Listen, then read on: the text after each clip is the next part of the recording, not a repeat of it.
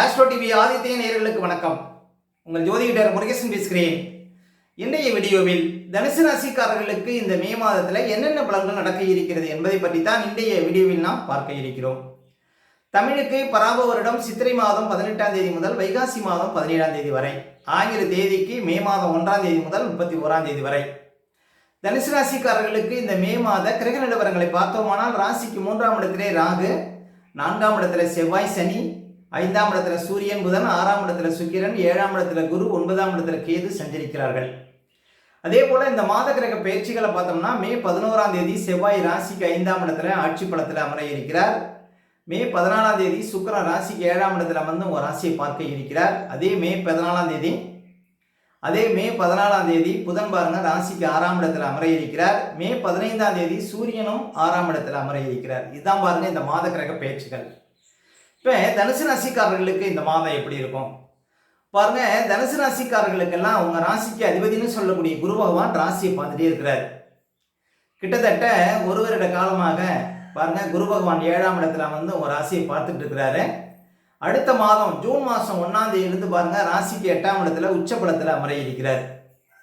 உங்க ராசிக்கு அதிபதி 8ஆம் இடத்துக்கு போனாலும் உச்சபலத்தில் அமர்வதனால உங்களுக்கு அதிர்ஷ்டம் தான் வருமே தவிர ஒன்றும் பெரிய கஷ்டங்கள் வராது. குரு பகவான் 8ஆம் இடத்துல மறையக்கூடிய காலகட்டத்தில் நல்ல அதிர்ஷ்டங்கள், திடீர் முன்னேற்றங்கள், திடீர் யோகங்கள் இதெல்லாம் நீங்கள் பார்க்க முடியும். மேலும் இந்த மாதம் பாருங்க நல்ல பண வருவாய்ங்கிறது இருக்கும். சில ஆசைகள் இந்த மாதம் உங்களுக்கு பூர்த்தி ஆகும். எப்படின்னு பார்த்தீங்கன்னா, உங்கள் ராசிக்கு அதிபதி ராசியை பார்த்துட்டு இருக்கிறார். கூடவே இந்த மாதம் மே மாதம் 14ஆம் தேதிக்கு அப்புறம் சுக்கிரன் 7ஆம் இடத்துல அமர்ந்து உங்கள் ராசியையும் பார்க்க இருக்கிறார்.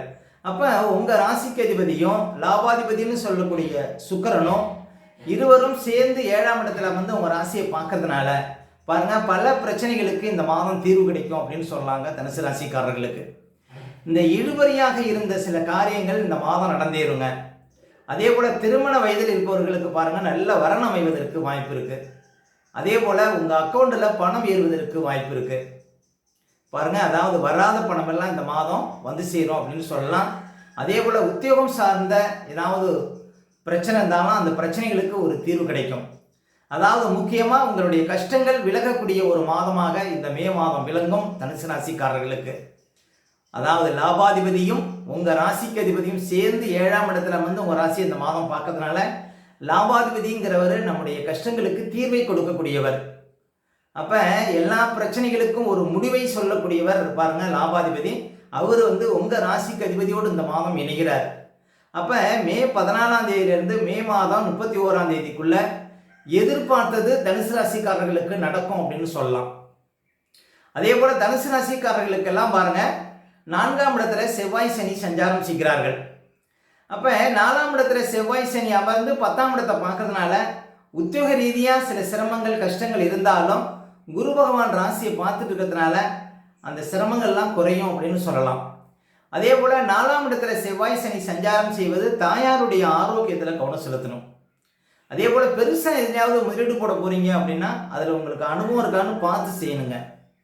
ஏன் அப்படின்னா முக்கியமாக முதலீடு ஸ்தானம் அப்படிங்கிறது 4ஆம் இடம். அந்த இடத்துல 2 பாவக்கிரகங்கள் சஞ்சாரம் செய்வது முதலீடு சார்ந்த விஷயத்தில் இந்த மாதம் விழிப்பாக இருக்கணும். மேலும் ஏதாவது புதுசாக இடம் வாங்க போகிறீங்க அப்படின்னா அதுக்கு முன்பணம் கொடுக்காமல் இருப்பது நல்லது. மொத்தத்தில் 4ஆம் இடத்துல செவ்வாய் சனி இந்த மாதம் சஞ்சாரம் செய்வது மே மாதம் 11ஆம் தேதி வரையும் வண்டி வாகனத்தில் செல்லும்போது விழிப்பாக போகணும். அதே போல் வாகன விஷயத்தில் ரொம்ப கவனமாக இருக்கணும். தாயாருடைய ஆரோக்கியத்தில் கவனம் செலுத்தணும். குடும்பத்தில் ஏதாவது சுபகாரியங்கள் பண்ண போகிறீங்க அப்படின்னா மே மாதம் 11 தேதிக்கு அப்புறம் நீங்கள் எந்த காரியத்தில் இறங்கினாலும் அந்த காரியம் வெற்றி பெறும் அப்படின்னு சொல்லலாம். இந்த மே மாதம் 11ஆம் தேதிக்கு அப்புறம் பாருங்க உங்களுக்கு 5ஆம் அதிபதி செவ்வாய் 5ஆம் இடத்துல ஆட்சி பலத்தில் அமர இருக்கிறார். மே மாதம் 11 தேதிக்கு அப்புறம் உங்களுடைய ஆசைகள் பூர்த்தியாகும், எதிர்பார்த்தது நடக்கும், உங்களுடைய திட்டங்கள் பலிதமாகும், திடீர் அதிர்ஷ்டங்கள் வந்து சேரும், பூமி மூலம் ஆதாயம் கிடைக்கும், சொத்து வகையில் உங்களுக்கு யோகம் கிடைக்கும். 5ஆம் இடம் பலம் பெறுவது அதிர்ஷ்டம் பாருங்க. ஒரு சிலருக்கு ரேசு லாட்டரி போன்ற விஷயத்திலாம் பரிசு கிடைக்கும் அப்படின்னு சொல்லாங்க. மே மாதம் 11 தேதிக்கு அப்புறம் செவ்வாய் 5ஆம் இடத்துல ஆட்சி பலத்தில் அமர்வது. அதே போல புதன் பகவான் பாருங்க தனுசு ராசிக்காரர்களுக்கு 7க்கும் 10க்கும் அதிபதி. அவர் வந்து மாத ஆரம்பத்தில் 5ஆம் இடத்துல இருக்கிறார்.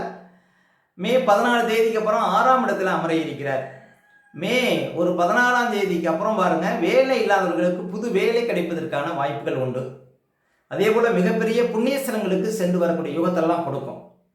குடும்பத்தில் ஏதாவது ஒரு சுபகாரியங்கள் செய்ய போறீங்கன்னா அது வெற்றிகரமாக நடக்கக்கூடிய ஒரு யோகத்தை கொடுக்கும். அப்போ புதன் பகவான் 10ஆம் அதிபதி 6ஆம் இடத்தில் அமர்வதும் பாருங்க உங்களுக்கு சிறப்பு, புது வேலை, உத்தியோகம் சார்ந்த விஷயத்தில் முன்னேற்றம், செய்தொழில வளர்ச்சி, வியாபாரத்தில் அதிர்ஷ்டம், இப்படி பல வகையிலும் பாருங்க புதன் 6ஆம் இடத்தில் இருக்கும்போது உங்களுக்கு நன்மையை செய்வார். அதே போல பாருங்க சூரியன் மாத ஆரம்பத்தில் 5ஆம் இடத்துல இருக்கிறார். மே மாதம் ஒரு 15ஆம் தேதி வரையும் 5ஆம் இடத்துல இருக்கிறார். சூரியன் 5ஆம் இடத்துல இருந்தாலும் உச்சப்படத்தில் இருக்கிறதுனால உங்களுக்கு எந்த ஒரு கஷ்டத்தையும் கொடுக்க மாட்டார். மாறாக மிகப்பெரிய திட்டங்கள்லாம் நீங்கள் போடுவீங்க அப்படின்னு சொல்லலாம். 5ஆம் இடத்துல சூரியன் உச்சப்படத்தில் அமர்ந்திருப்பது. அதே போல் மே 15ஆம் தேதிக்கு அப்புறம் சூரியன் 6ஆம் இடத்துக்கு போகிறார். சூரியன் 6ஆம் இடத்துல சஞ்சாரம் செய்யக்கூடிய காலம் அதிர்ஷ்ட காலம். இப்போ நீங்கள் ஏதாவது ஒரு காரியத்தில் இறங்கணும் அப்படின்னா பாருங்கள், சூரியன் ராசிக்கு 3, 6, 11 சஞ்சாரம் செய்யும்போது ஒரு காரியத்தில் இறங்குனீங்கன்னா அந்த காரியம் கட்டாயம் வெற்றியோடு பாருங்க நடக்கும் அப்படின்னு சொல்லலாம். அப்போ இந்த மாதம் மே 15ஆம் தேதிக்கு அப்புறம் சூரியன் 6ஆம் இடத்துல சஞ்சாரம் செய்வதை உங்களுக்கு செய்கின்ற தொழிலில் வளர்ச்சி கிடைக்கும். புதுசாக ஏதாவது ஒரு காரியத்தில் இறங்குனீங்கன்னா அந்த காரியம் வெற்றியாக நடக்கும். புதிய முயற்சிகளில் உங்களுக்கு வெற்றி கிடைக்கும். அதே போல் உத்தியோகம் சார்ந்த விஷயத்தில் முன்னேற்றம் இருக்கும். அதிகாரிகள் பாராட்டு கிடைக்கும். அரசாங்க வகையில் யோகம் கிடைக்கும். அப்போ தனுசு ராசிக்காரர்களுக்கு யோகாதிபதினு சொல்லக்கூடியவர் பாருங்க சூரியன். அவர் 6ஆம் இடத்துல சஞ்சாரம் செய்யக்கூடிய காலகட்டத்தில் உத்தியோகம், செய்கின்ற தொழில், இதெல்லாம் நல்ல ஒரு மாற்றத்தையும் முன்னேற்றத்தையும் பார்க்க முடியும் தனுசு ராசிக்காரர்கள். அப்போ சூரியன் 6ஆம் இடத்துல சஞ்சாரம் செய்வது மே 15ஆம் தேதிக்கு அப்புறம் மனசில் நல்ல தைரியத்தை கொடுக்கும். செய்கின்ற காரியத்தில் நல்ல ஒரு முன்னேற்றத்தை கொடுக்கும் அப்படின்னு உறுதியாக சொல்லலாம். அதே போல் தனுசு ராசிக்காரர்களுக்கெல்லாம் குரு பகவான் பாருங்க இந்த மே மாதத்துல தான் பாருங்க ராசியை பார்ப்பார். ஜூன் மாதத்துலேருந்து பாருங்க ராசிக்கு 8ஆம் இடத்துல உச்சப்பலத்தில் அமர இருக்கிறார். அப்போ இந்த மாதம் பாருங்க லாபாதிபதினு சொல்லக்கூடிய சுக்கிரனும் உங்கள் ராசிக்கு அதிபதி குருவோட சேர்ந்து இந்த மாதம் ராசியை பார்க்கறதுனால பாருங்க பல பிரச்சனைகளுக்கு இந்த மாதம் தீர்வு கிடைக்கும். நீண்டகால ஆசைகள்லாம் இந்த மாதம் நிறைவேறும். குரு பகவான் 7ஆம் இடத்துல அமர்ந்து உங்களுக்கு எந்த ஒரு நன்மையும் செய்யலைன்னாலும் இந்த மே மாதத்துக்குள்ளே பாருங்க அவர் என்னென்ன நன்மை செய்வாரோ அந்த நன்மையெல்லாம் செய்துவிட்டு தான் போவார். அப்போ பாருங்க உங்கள் வாழ்க்கையில் உங்கள் வாழ்க்கையில் சில தடையாக இருந்த காரியங்கள்லாம் இந்த மாதம் நடந்தேறும் அப்படின்னு சொல்லலாங்க தனுசு ராசிக்காரர்களுக்கு. முக்கியமாக கௌரவ அந்தஸ்து அதிகரிக்கும், பணப்புழக்கம் அதிகரிக்கும், திடீர் பதவிகள், கௌரவ பதவிகள் சேரும். இந்த மாதம் எதிர்பார்த்தது நடக்கும். தனுசு ராசிக்காரர்களுக்கு இந்த மே மாதம் ஒரு அதிர்ஷ்ட மாதமாக விளங்கும் அப்படின்னு சொல்லலாம். அடுத்து தனுசு ராசிக்காரர்களுக்கு சந்திராஷ்டமம். தனுசு ராசிக்காரர்களுக்கு இந்த மாதம் பாருங்க மே மாதம் 20, 21, 22 இந்த தேதிகளில் சந்திராஷ்டமம் இருக்கும். இந்த தேதிகளில் மட்டும் கொஞ்சம் கவனமாக இருக்கணும். சந்திராஷ்டம தினங்களில் தான் நம்முடைய உடல்காரகன் மனோகாரகன் என்று சொல்லக்கூடிய சந்திரன் 8ல் மறையும் பொழுது நம்ம உடல் ரீதியாகவும் மன ரீதியாகவும் அந்த நாட்களில் பாதிப்படைவோம். அந்த நாட்களில் தாங்க இந்த பதட்டம், படபடப்பு, தெளிவில்லாத நிலை, மனக்குழப்பம் இதெல்லாம் கொடுக்கும். அதனால தான் சந்திராஷ்டம தினங்களில் புது முயற்சிகள்லாம் தவிர்க்கணும். அதே போல் வண்டி வாகனத்தில் செல்லும்போது பாதுகாப்பு கவசங்கள்லாம் கண்டிப்பாக அணியுங்க. மற்றவங்கள்ட்ட பேசும்போதெல்லாம் ரொம்ப நிதானமாக பேச வேண்டிய நாள் பார்த்தீங்கன்னா இந்த சந்திராஷ்டம தினங்கள். அதனால் இந்த சந்திராஷ்டம தினங்களை அனுசரிங்கள், வாழ்க்கையில் வளம் பெறுங்கள்.